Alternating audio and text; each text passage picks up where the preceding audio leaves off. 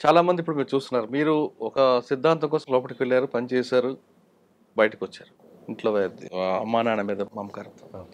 ఇప్పుడున్న యువత ఒక సిద్ధాంతం లేకుండా, ఒక విలువలతో కూడిన జీవితం లేకుండా అడ్డదారిలో వెళ్తూ విలాసాలకి బానిసవుతున్నారు.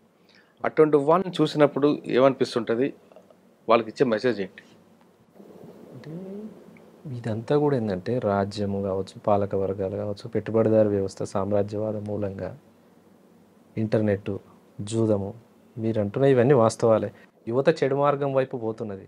కానీ దీని సన్మార్గంలో నడపాల్సినటువంటి మెసేజ్ అనేది రాకపోవడం మూలంగా జరుగుతుంది. అంటే ఆ మెసేజ్ ఎవరు ఇవ్వాలి? రాజ్యమే ఇవ్వాలంటారా? లేదు కన్న తల్లిదండ్రులు ఇవ్వాలా? గురువు ఇవ్వాలా? సమాజం కన్నా ఇవ్వాలా? తల్లిదండ్రులు ఇవ్వాలి, గురువులు ఇవ్వాలి, సమాజం కూడా ఇవ్వాలి. ముఖ్యంగా ప్రభుత్వాలదే బాధ్యత. మాదక ద్రవ్యాలు కావచ్చు, డ్రగ్స్ కావచ్చు, మందు కావచ్చు, ఇది విచ్చలవిడిగా ఇవాళ గ్రామాలల్లో విలయ తాండవం ఉన్నది. గ్రామాలల్లో, మారుమూల గ్రామాలల్లో 7th 6th చదివే పిల్లలు కూడా గంజాయికి అలవాటు అవుతారు. అవును. దీనికి ఎవరు అడ్డుకట్టేయాలి? ప్రభుత్వాలే ముందు జాగ్రత్త చర్యలు తీసుకొని దాన్ని అడ్డుకట్టేసినప్పుడే సాధ్యమవుతుంది. నువ్వు నేను మన ఇద్దరం అనుకుంటే జరిగేది కాదు కదా. ఎందుకు ప్రభుత్వం ఎందుకు తీసుకోవాలి? తల్లిదండ్రుల బాధ్యత లేదా? తల్లిదండ్రులు కూడా బాధ్యతే. ప్రభుత్వానికి ఎంత బాధ్యత అయితే ఉంటుందో తల్లిదండ్రులదే బాధ్యత. కానీ తల్లిదండ్రులు ఎంతవరకు తీసుకోగలుగుతారు? పొద్దుననంగా పోరాడు బయటకు పోయిండు అనుకో, వాడు రోజంతా దినచర్య ఏముందో కదా. అసలు ఎక్కడి నుంచి వస్తుంది ఇది, ఏం జరుగుతుంది అనేది అంటే సమాజానికి బాధ్యత ఉంది, తల్లిదండ్రికి బాధ్యత ఉంది, అంతకన్నా ఎక్కువ స్థాయిలో ప్రభుత్వాల బాధ్యత ఉంది. అంటే అదొకటే కాకుండా ఉమ్మడి కుటుంబ వ్యవస్థ రద్దయిపోవడం, నాశనం అవ్వడం కూడా దీనికి ప్రధానంగా కానుకోవచ్చా? వాస్తవం. వాస్తవం. ఉమ్మడి కుటుంబ వ్యవస్థ ఉన్నప్పుడు కొంత బాధ్యత ఉన్నది. బాధ్యత గురువు అవుతుంది ఎవరికైనా. అవి లేవు. పక్కింట్లో ఏం జరిగినా ఇవాళ యువతలింటోడు పట్టించుకున్న పరిస్థితి లేదు. రైట్. ఆ టైప్ ఆఫ్ కల్చర్కి వచ్చేసారు. గ్రామాలలో కూడా ఆ కల్చర్. సరే సిటీ అంటే ఎవడు పట్టించుకోడు. ఊర్లలో కూడా అదే పరిస్థితి అయింది. గా ఇంట్లో జరిగితే నాకెందుకు, మా ఇంటికైతే కాదు కదా, మా ఇంట్లో జరిగినప్పుడు చూద్దాం తీ అగో ఇట్లా ఈ టైప్ ఆఫ్. ఇదంతా కూడా సమాజానికి ప్రమాదకరమైన గంటికలే, ఇవి సూచనలే, ప్రమాదమే. దీనికి సొల్యూషన్ ఏం చెప్పొచ్చు? ప్రభుత్వం సరైన చర్యలు తీసుకోవాలి. ఒకటి, యూత్ కానీ యువత కానీ చదువు అనేది ఇంపార్టెంట్, ప్రశ్నించే తత్వం ఇంపార్టెంట్. ఇవి రెండు అలవర్చుకున్నప్పుడు సన్మార్గం పోతుంది. కానీ ఈ చదువు ఈ యువతనే పక్కదారి పట్టించడంలో ప్రధాన పాత్రధారి అవే అప్పర్ హ్యాండ్ అయ్యి వస్తున్నాయి.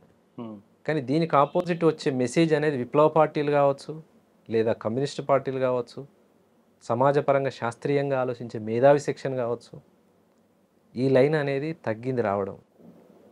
సమాజాన్ని చెడగొట్టే లైనే ఎక్కువ వస్తుంది. ఒకప్పుడు పార్టీలోకి ఒక డెడికేట్గా చదువుకున్న వాళ్ళు ఒక కమిట్మెంట్తో వెళ్ళేవారు, వచ్చేవారు. అప్పుడు అది క్రమేపీ తగ్గిపోవడం కారణం అనుకోవచ్చు. అంటే ఒక సెక్టర్ పీపుల్ దూరం అయిపోవడానికి. అంటే ఒక కొద్ది కాలం ఏంటంటే యూనివర్సిటీల నుంచి, పెద్ద పెద్ద విద్యాలయాల నుంచి రిక్రూట్మెంట్స్ ఉన్నప్పుడు మేధావి సెక్షన్ ఉంది.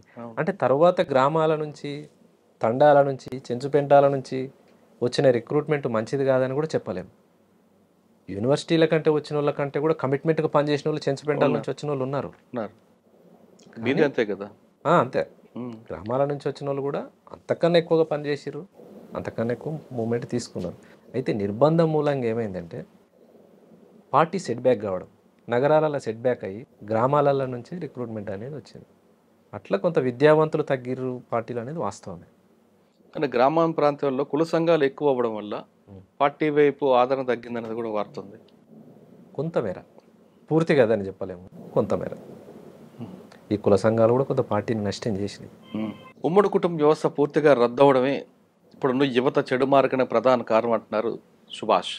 ఆయన చెప్తున్నట్లుగా గతంలో భావజాలంతో లోపలికి వెళ్ళి పేద ప్రజల కోసం నిరంతరం కృషి చేసిన ఆయన బయటకు వచ్చిన తర్వాత కొంతమంది మాజీల్లా కాకుండా ఆయన జనజీవన సంస్థలో సామాన్య జీవితం గడుపుతున్నాడు. ఇప్పటికైనా సరే చాలామంది యువకులు విలాసవంత జీవితాలకి అలవాటు పడకుండా ఒక కమిట్మెంట్తో చేస్తే ఒక సమాజం మంచి సమాజం వైపు వెళ్తుంది, లేదా ఇది ప్రమాదానికి ప్రధాన కారణం కావచ్చు అంటూ సుభాష్ చెప్తున్నారు. ఇది వారం సుభాష్తో ఎక్స్క్లూజివ్ ఇంటర్వ్యూ. వచ్చే వారం మరొక బలి కలుద్దాం. అంతవరకు నమస్తే.